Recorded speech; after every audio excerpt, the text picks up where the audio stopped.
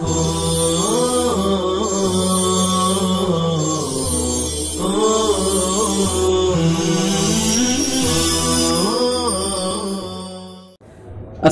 علیکم ورحمۃ اللہ وبرکاتہ۔ آج کے سبق میں روم اور اشمام کے تعلق سے بحث کی جائے گی۔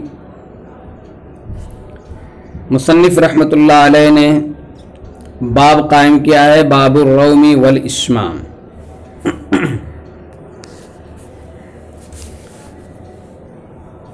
آپ کو جو ہے باب معرفت العقوف کے شروع میں بتلایا گیا تھا کہ وقف کی بحث دو حصوں میں منقسم ہوتی ہے، ایک جو ہے ما یوقف علیہ اور دوسرے جو ہے ما یوقف بہ، یعنی محل وقف اور کیفیت وقف۔ ما یوقف علیہ کا مطلب ہوگا کہ معنی کے اعتبار سے وقف کہاں ہو اور کہاں نہ ہو، جس کو محل وقف کہتے ہیں۔ اس کی پوری تفصیل جو ہے باب معرفت الوقوف کے اندر آ چکی ہے۔ دوسری چیز وقف کے اندر ہوتی ہے کیفیت وقف، جس کو کہا جائے گا ما یوقف بہ، یعنی کلمے کے آخر میں وقف کس طرح ہونا چاہیے۔ پہلی بحث یعنی ما یوقف علیہ تفصیل کے ساتھ جو ہے آپ کے سامنے بیان کی جا چکی ہے، یہاں پر دوسری بحث کے متعلق کچھ تفصیل کی جائے گی۔ کلام عربی میں کلمات کے اواخر پر وقف کرنے کی متعدد صورتیں ہیں، جن میں سے قراء کے یہاں مجموعی طور پر 9 صورتیں مستعمل ہیں، اور وہ 9 صورتیں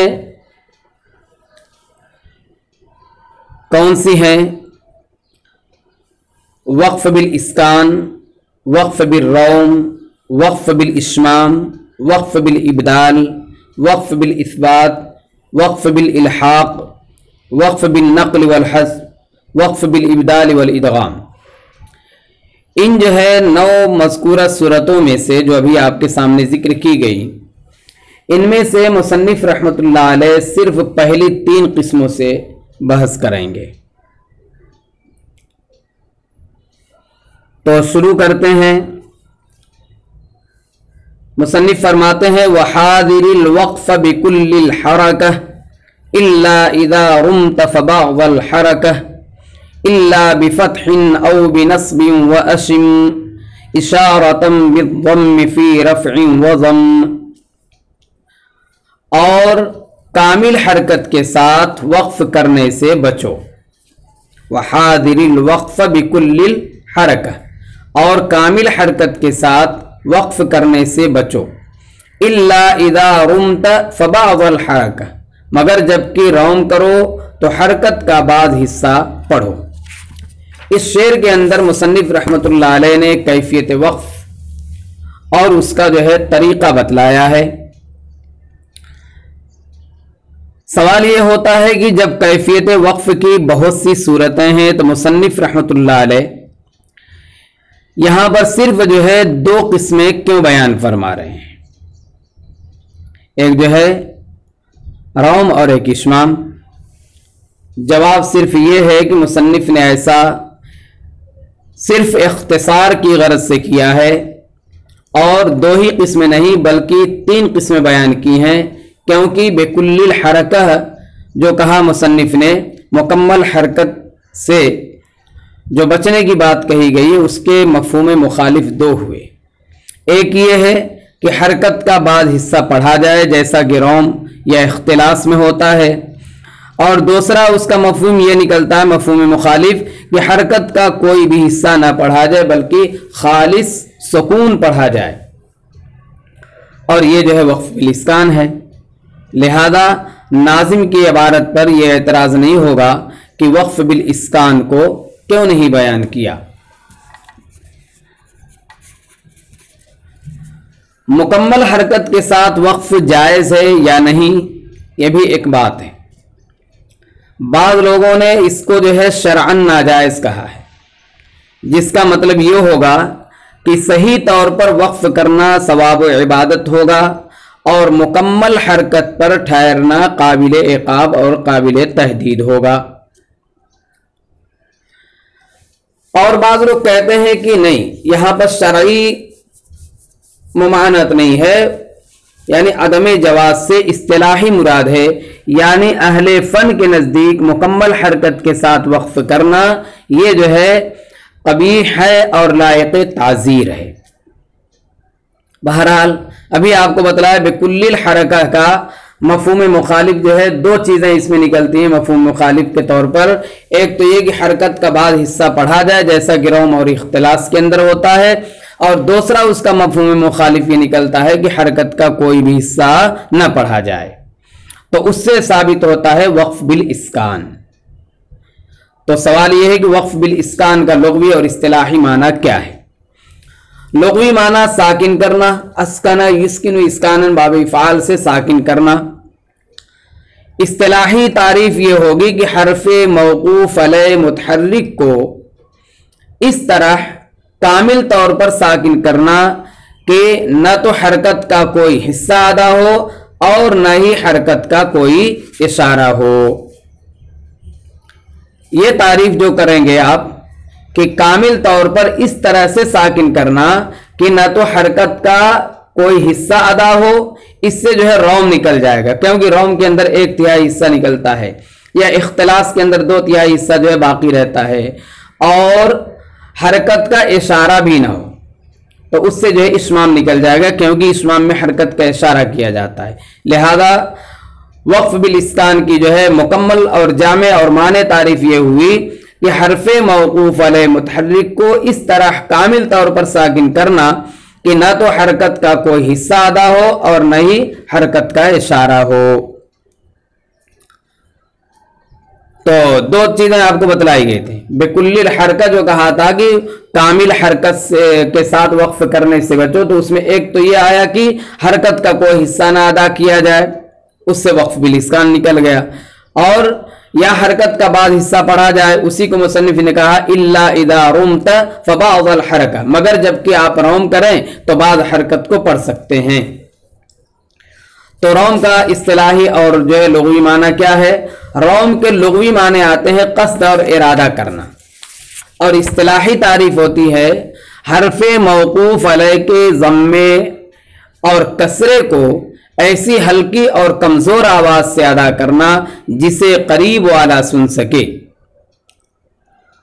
دوسرے لفظوں میں اس کو یوں بھی کہہ سکتے ہیں کہ حرف موقوف علیہ کی تہائی حرکت کو ادا کرنا۔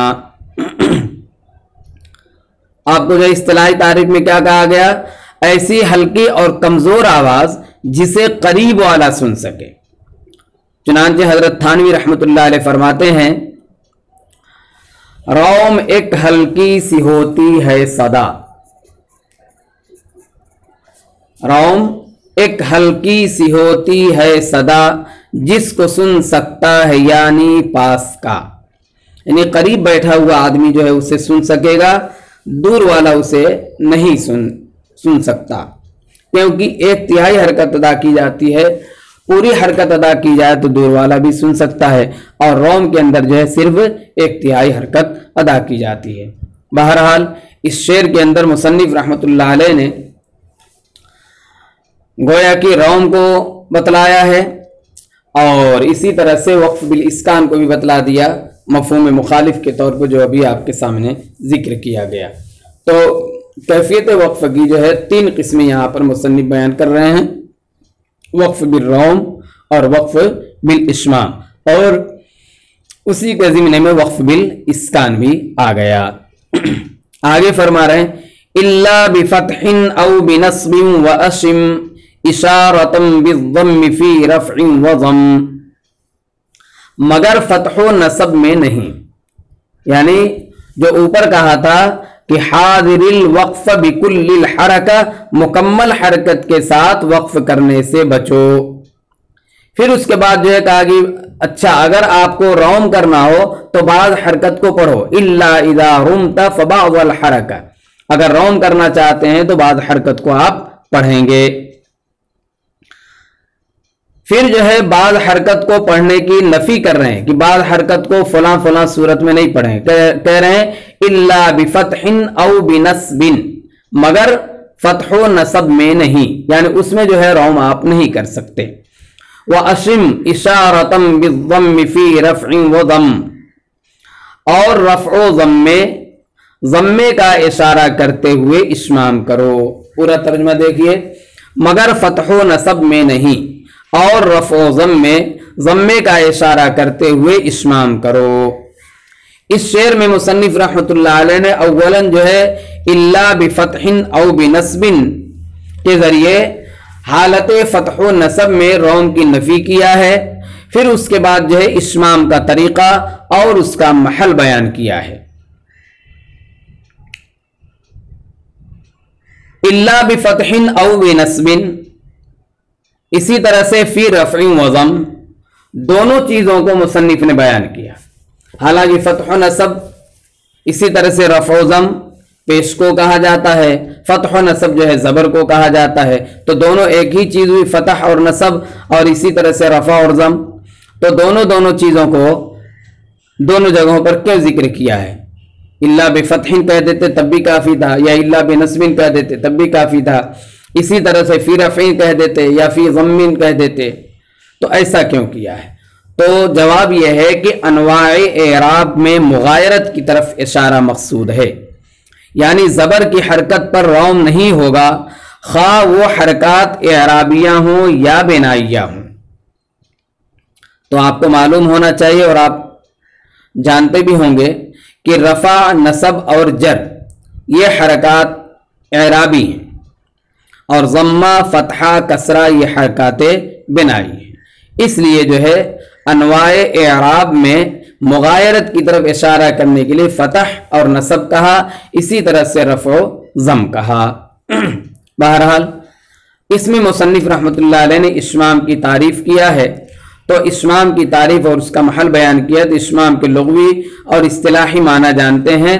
लुग़वी माना जो है सूंघना या सूंघाना, शम्म यशुम्मु के माने सूंघना आता है, और अशम्म युशिम्मु इस्मामन सूंघाना, तो सूंघना और सूंघाना इसका माना हुआ, असल सूंघाना ही है। इस्तिलाही तारीफ यह है कि हरफ़े मौकूफ़ अलैह मज़मूम को साकिन करते हुए होठों का ज़म्मे का होठों से इशारा करना। हरफ़े मौकूफ़ अलैह मज़मूम को साकिन करते हुए ज़म्मे का होठों से इशारा करना, यानी अगर हरफ़े मौकूफ़ अलैह मुतहर्रिक है और उस पर क्या है, ज़म्मा है, तो हरफ़े मौकूफ़ अलैह मुतहर्रिक को इस तरह कामिल तौर पर साकिन करना कि उसमें जो है हरकत का कोई हिस्सा अदा न हो, हाँ अलबत्ता हरकत का इशारा हो। और कैसे होगा कि दोनों होंठ गोल करके जिस तरह से ज़म्मा अदा किया जाता है, इस तरह से होंठ को बना लिया जाएगा। अब ये चूंकि देखने से ताल्लुक़ रखता है, इस वजह से यहाँ अदा करके आपको नहीं बताया जा सकता। तो हरकत का इशारा हो, सिर्फ हरकत का कोई हिस्सा अदा न हो। तो अब रौम और इस्माम के अंदर फ़र्क ये होगा, एक तो इस्कान है जिसको आपको बयान किया कि हरकत का उसमें इशारा भी नहीं होगा और हरकत का कोई हिस्सा भी अदा नहीं होगा। रौम में हरकत का हिस्सा अदा होगा और इस्माम में हरकत का इशारा होगा। इस्माम में भी हरकत का क्या कहते हैं, हरकत का कोई हिस्सा अदा नहीं होगा, सिर्फ हरकत का इशारा किया जाएगा। अल्लामा सखावी रहमतुल्लाह अलैह ने इस्माम की तारीफ इस तरह से की है, आवाज के बगैर हरकत यानी ज़म्मे का इशारा करना। इसी तरह से उन्होंने एक दूसरी तारीफ की है कि दोनों होठों का इस शक्ल से बंद करना जो ज़म्मा अदा करने के वक्त बन जाती है।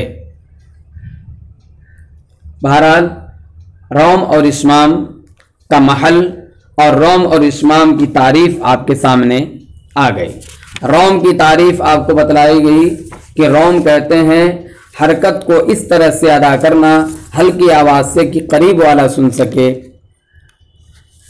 और रौम की का महल जो है कसरा और ज़म्मा है। इस इल्ला बिफ़तहिन और बिनस्बिन का जो इन्होंने इस्तिस्ना किया और उसको जो है मुस्तस्ना करके बतला दिया कि रौम जो होगा ये जो है ज़म्मे में और कसरे में होगा।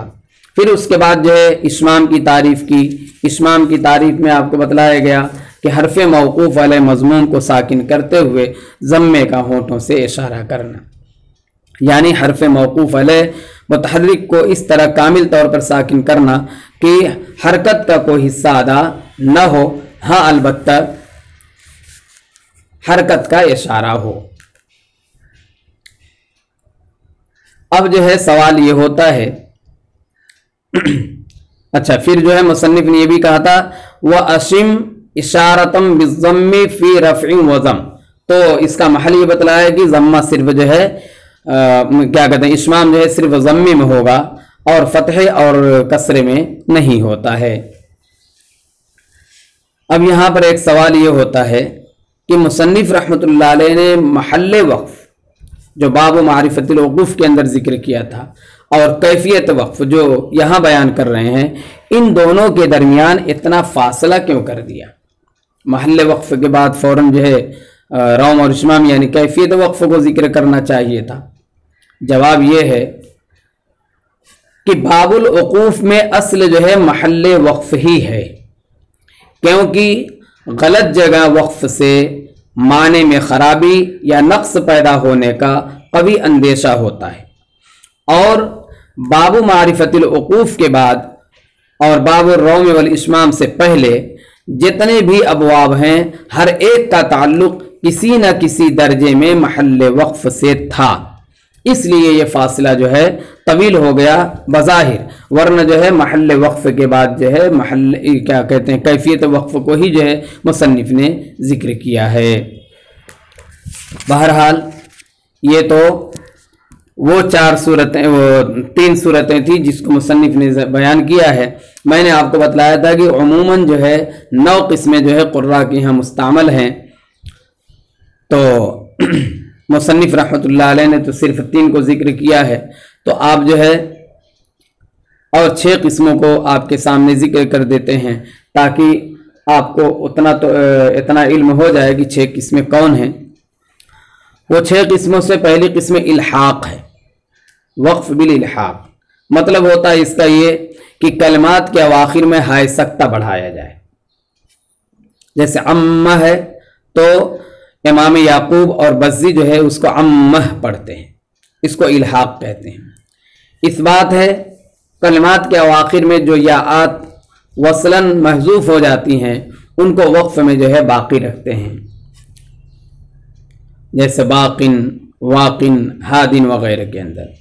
और इमाम हफ्स रहमतुल्लाह अलैह के लिए फमा आतानी अल्लाह में जब वक्फ करते हैं तो फमा आतान भी पढ़ते हैं और फमा आतानी भी पढ़ते हैं, इसको कहते हैं वक्फ बिल इस्बात। और इसी तरह से हज़्फ़ है, यानी उन याआत को जो वसलन पढ़ी जाती हों वक्फ में हज़फ कर दिया जाए।